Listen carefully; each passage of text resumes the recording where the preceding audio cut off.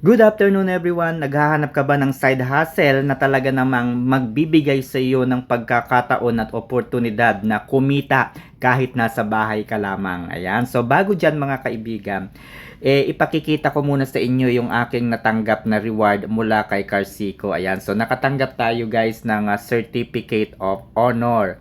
Ayan. So in recognition of dedication, initiative, excellent professionalism, and outstanding capabilities during the investment journey with Carsico, as well as a remarkable contribution to the company's development, team building, and business growth.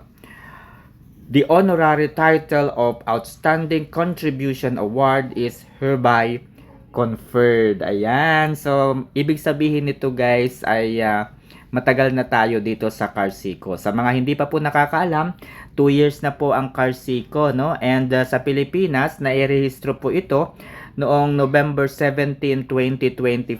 But in other country, it was operating for already 2 years. Ayan. So, meron pong operasyon ang Carsico sa New York, sa Phoenix, at sa Wyoming. Okay? So, ito po mga kaibigan yung kanilang operation, no? New York, Phoenix at saka Wyoming. Okay? So, mga kaibigan, araw-araw po ay kinakailangan nating mag-login. Okay? Ano po ang ibig sabihin kapag nagla-login po tayo dito? Makakatanggap po tayo ng additional na mga profit o kita. Parang nagla-login lang tayo guys, no? So, kapag mas maaga po tayong mag-login, so syempre mas malaki po yung ating points o yung ating kita dahil bibigyan tayo ng opportunity ng Carsico na madagdagan yung ating kinikita. And ngayon po, ayan, kumita tayo ng additional na 7 pesos. Okay? So, pagdating naman po sa registration ng Carsico, registered po ito, no? Ayan po, no, ipapakita ko sa inyo. Ito po yung ating DTI registration, Carsico Car Rental Services. Ayan, pwede po ninyong ma-verify ito. Ayan na po, automatic na po ito. Pag kinilik po ninyo itong verify on DTI BNRS, ay automatic na makikita ninyo yung record ng Carsico. Okay, so sa SEC, ganun din po, no?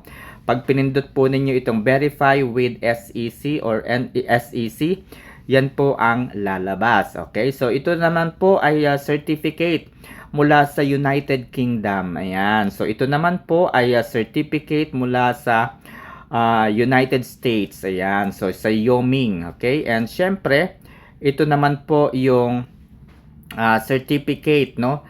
Legal Entity Identifier Certificate. So, ito po ay nasa left. Okay? So, ito po yung mga registration po ng Carsico. Okay?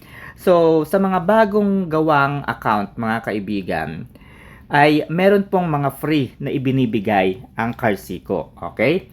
So, una, pag gumawa po kayo ng account, punta po kayo sa car market, at pindutin po ninyo yung Wyoming, okay? Yung Wyoming po, no? Ito po, halimbawa, mga kaibigan, itong nasa una at pangalawa, free po yan, nakasulat po, free. Ibig sabihin, makakatanggap kayo ng kita dyan, may kita kayo dito, no? Sa una, 23 pesos po araw-araw for 3 days. Diba? For 3 days po yan. Ito naman pong isa, 10 pesos to 12 pesos, free po yan. At pwede po kayong kumita dyan ng 12 pesos sa loob ng isang taon. Tingnan nyo po, 360 days po yan guys. Oh. 360 days po yan. And yet free. Pwede mong rentahan yan guys. Oh. Pwede mo pong rentahan yan for free. O yan o, rent success. So nirentahan ko na po. Ibig sabihin guys, sa loob ng 3 years, ayan, sa loob po ng 3 years guys, ay okay, sa loob po ng 3 years, pwede akong kumita dito ng 10 to 12 pesos araw-araw. Hindi na po masama yan. Yung 10 pesos na yan. Wala naman po akong pinasok na pera dyan. Wala po akong ininvest na pera. Nakita nyo naman guys, no? Free. So, ayun po. Pagkatapos po niyan, ay punta na po kayo doon sa actual na kitaan dito sa Carsico. Okay? So, ipaliliwanag ko sa inyo ito. Halimbawa, itong una, 3,700 ADS-G1. Okay, pipindutin po natin to ha. Ayan.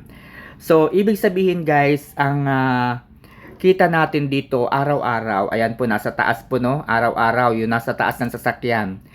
70 to 30 pesos, no? 70.30 hanggang 77 po yung kita dito araw-araw. 70 to 77 araw-araw. Okay? So, ibig sabihin mga kaibigan, sa loob po ng 360 days, no? 360 days po yan. Nakita nyo po, rental period.